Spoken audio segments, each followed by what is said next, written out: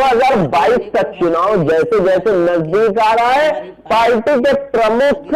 लुभावने अवसर और लुभावने वादे भी कर रहे हैं। नमस्कार मैं अमित और आप देख रहे हैं गामा टाइम्स। इस वक्त जो बड़ी खबर सामने आ रही है बहुजन समाज पार्टी की मुखिया मायावती जी है। आपको बता दें, इन्होंने उत्तर प्रदेश में अगले साल होने वाले विधानसभा चुनाव से पहले बड़ा ऐलान कर दिया है। इस बार चुनाव वह लड़ेंगी अकेले ही, किसी भी गठबंधन के सहारे सरकार नहीं बनाएंगे। उन्होंने कहा कि अगर यूपी में उनकी पार्टी की सरकार बनती है तो सभी को मुफ्त में कोरोना वैक्सीन दी जाएगी। आइए डालते हैं राजनीतिक खबर पर एक नजर। और फिर ये पार्टियां अंग्रेजों की फूट डालो राज करो की नीति की तरह ही हमेशा यहाँ कमजोर व उपेक्षित वर्गों के ऊपर राज करके इनका शोषण में उत्पीड़न आदि करती रही हैं। लेकिन इनके इस हथकंडे को भी बीएसपी के लोगों को कामयाब नहीं होने देना है, बल्कि अपनी फिर से यहाँ खुद की सरकार बनाने के लिए इन्हें पूर्ण रूप से आशावादी बनकर व इसके जवाब में इनको अपने कमजोर एवं उपेक्षित वर्गों के वोटों को किसी भी कीमत पर बंटने व बिकने नहीं देना है। अर्थात इनके इन सभी हथकंडों का मुकाबला करके इन वर्गों को पुनः यहाँ सत्ता हासिल करना है। तभी यहाँ सर्व समाज में से खासकर गरीब, दलित, आदिवासी, पिछड़ा वर्ग, मुस्लिम व अन्य धार्मिक अल्पसंख्यक समाज के लोगों की सामाजिक एवं आर्थिक स्थिति में तथा साथ ही किसान, मजदूर, व्यापारी एवं अन्य मेहनतकश लोगों की भी दयनीय स्थिति में काफी कुछ सुधार व बदलाव आ सकता है। और इसके लिए बीएसपी के लोगों को पूर्ण रूप से आशावादी बनकर व खासकर सन 2003 के अपने खुद के अनुभवों से भी काफी कुछ प्रेरणा लेकर इन्हें पुनः यहाँ सत्ता में वापस आना है, जिसके बारे में यहाँ मैं ये बताना जरूरी समझती हूँ कि सन 2002 में जब बीएसपी के नेतृत्व में बीएसपी व बीजेपी की संयुक्त सरकार बनी थी, तो तब कुछ समय के बाद ही सन 2003 में जब हमें बीजेपी की शर्तों से ये लगा कि इनके साथ मिलकर लोकसभा का आम चुनाव लड़ने से हमारी पार्टी की नीतियाँ काफ़ी कुछ गड़बड़ा सकती हैं, तो तब फिर मैंने उस समय अपनी पार्टी व मूवमेंट के हित में लगभग 16 महीनों की चली सरकार के दौरान ही अपने मुख्यमंत्री के पद व अपनी सरकार को खुद ही छोड़ दिया था। तो तब उस समय हमारी पार्टी के लोग काफ़ी निराश हो गए थे। लेकिन जब मैंने उनको ये समझाया, पार्टी के कैडर को ये समझाया कि राजनीति में कुर्सी व सत्ता बड़ी नहीं होती है, बल्कि उससे बड़ी पार्टी व उसकी नीतियाँ एवं सिद्धांत होते हैं, और इस मामले में हमें अपने संतों, गुरुओं व महापुरुषों के संघर्षों से भी काफ़ी कुछ सबक सीखना चाहिए। तो तब फिर उस दौरान हमारी पार्टी के लोग धीरे धीरे अपनी निराशा को छोड़कर व आशावादी बनकर यहाँ के लिए अपने बलबूते पर अपनी सरकार बनाने के लिए पूरे जी जान से जुट गए थे, जिसके कारण फिर सन 2007 में बीएसपी की अकेले अपने बलबूते पर ही खुद की सरकार बन गई थी।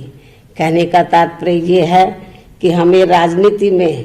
कुर्सी व सत्ता के लालच में आकर अपनी पार्टी की नीतियों व सिद्धांतों से कभी भी अलग नहीं होना है, बल्कि इनको प्राथमिकता देते हुए ही हमें आगे बढ़ना है।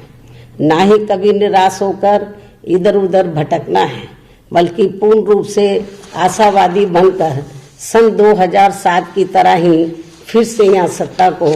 प्राप्त करना है। और अब मेरा यही कहना है कि यदि बीएसपी के लोग मेरी इन सभी बातों पर अमल करते हुए अपनी पार्टी को सन 2007 की तरह पुनः यहाँ सत्ता में लाते हैं, इसके साथ ही देश के अन्य सभी राज्यों में भी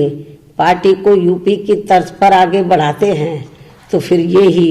इनका मेरे जन्मदिन के लिए खास तोहफा भी होगा। इतना ही नहीं बल्कि आज मैं अपने जन्मदिन के खास मौके पर केंद्र सरकार से कुछ आग्रह भी करना चाहूँगी, जो ये है कि दिल्ली में किसान काफ़ी लंबे समय से अपनी मांगों को लेकर जबरदस्त आंदोलित है और उनकी मांगों को लेकर किसानों व केंद्र सरकार के बीच में कई बार वार्ता भी हो चुकी है, जो अभी तक नाकाम रही है और आज भी इनकी वार्ता होने वाली है, जिसको लेकर हमारी पार्टी आज पुनः ये अनुरोध करती है कि केंद्र सरकार को अब इनकी सभी मांगों को, जिसमें 3 कृषि कानून वापस लेना खास है, तो इनकी सभी मांगों को मान लेना चाहिए तो ये बेहतर होगा, क्योंकि किसान अपने हित व अहित को अच्छी प्रकार से समझते हैं। इसके साथ ही यहाँ हमारी पार्टी का केंद्र सरकार से ये भी कहना है कि देश में कल से कोरोना टीकाकरण का अभियान शुरू हो रहा है, जिसका बीएसपी स्वागत भी करती है, लेकिन इसके साथ ही यहाँ हमारी पार्टी का ये भी विशेष अनुरोध है कि केंद्र की सरकार ये कोरोना वैक्सीन पूरे देश के आम लोगों को फ्री में ही दे तो ये उचित होगा। और यदि केंद्र की सरकार हमारे इस विशेष अनुरोध को स्वीकार नहीं करती है तो फिर ऐसी स्थिति में देश की सभी राज्य सरकारों को इन्हें ये सुविधा फ्री में ही देनी चाहिए। ये भी हमारी पार्टी का सभी राज्य सरकारों से विशेष अनुरोध भी है और इस मामले में मैं खासकर यूपी के लोगों को एडवांस में ही आज ये भी विश्वास दिलाना चाहती हूँ कि यदि केंद्र व यूपी की वर्तमान भाजपा सरकार भी यहाँ के आम लोगों को ये सुविधा फ्री में नहीं देते हैं तो फिर इस बार यहाँ बीएसपी की सरकार बनने पर इन्हें ये सुविधा फ्री में ही दी जाएगी। किंतु फिर भी हमारी पार्टी यही चाहती है कि केंद्र की सरकार इन दोनों मामलों में अर्थात किसानों व वैक्सीन के मामले में अपना जरूर सकारात्मक रवैया अपनाए, जिसका सभी को इंतजार भी है। इसके अलावा आज मैं अपने जन्मदिन के मौके पर ये भी स्पष्ट कर देना चाहती हूँ कि कुछ ही समय के बाद उत्तर प्रदेश व उत्तराखंड स्टेट में भी एक साथ यहाँ विधानसभा के आम चुनाव होने वाले हैं, लेकिन बीएसपी अब इन दोनों राज्यों में बिहार प्रदेश की तरह व लोकसभा चुनाव की तरह भी यहाँ किसी भी पार्टी के साथ किसी भी प्रकार का कोई भी चुनावी समझौता आदि नहीं करेगी। अर्थात इन दोनों राज्यों में हमारी पार्टी अकेले अपने बलबूते पर ही यहाँ सभी विधानसभा की सीटों पर पूरी तैयारी व दमदारी के साथ ये चुनाव लड़ेगी तथा अपनी सरकार भी बनाएगी। वैसे ये बात भी काफ़ी हद तक विदित है कि खासकर उत्तर प्रदेश में कांग्रेस व सपा के रहे शासनकाल में तथा वर्तमान में बीजेपी के चल रहे शासनकाल में भी इनकी नीतियां एवं कार्यशैली को अब यहाँ की जनता कतई भी पसंद नहीं कर रही है। ये स्थिति हमें उत्तराखंड प्रदेश में भी देखने के लिए मिल रही है और अब इस मामले में यहाँ की जनता बीएसपी को ही सत्ता में लाने का अपना काफ़ी कुछ मन बना चुकी है,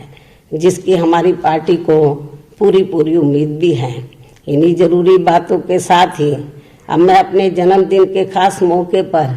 मेरे खुद के द्वारा लिखित पुस्तक मेरे संघर्षमय जीवन एवं बीएसपी मूवमेंट का सफरनामा का हिंदी व अंग्रेजी संस्करण भी, जो मुख्यतः 1 वर्ष के भीतर पार्टी व मूवमेंट के कार्यकलापों व संघर्षों आदि का साफ सुथरा लेखा जोखा होता है, उसे भी जारी किया जाता है। जो ये पुस्तक खासकर वर्तमान में नई पीढ़ी व आगे आने वाली पीढ़ी के लिए भी काफ़ी प्रेरणादायक साबित होगी,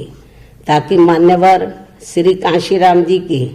कड़ी त्याग तपस्या व कठोर मेहनत से बनी बीएसपी की अम्बेडकरवादी व मानवतावादी मूवमेंट आगे ही बढ़ती रहे,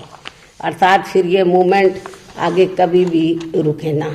और अब मैं इस पुस्तक का विमोचन करूं, लेकिन इससे पहले मैं पूरे देश भर में अपनी पार्टी के लोगों का व शुभचिंतकों का भी, जो इस बार मेरे जन्मदिन को कोरोना महामारी को विशेष ध्यान में रखकर व इसके कारण दुखी एवं पीड़ित चल रहे लोगों की मदद करने के खास उद्देश्य से इसे बहुत ही सादगी व संजीदगी से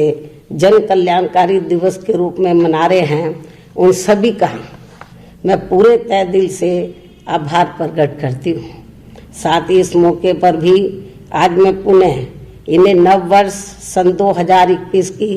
अपनी हार्दिक शुभकामनाएं देती हूँ तथा इनके उज्जवल भविष्य की भी कामना करती हूँ। और अब मैं अपनी पुस्तक का विमोचन करती हूँ।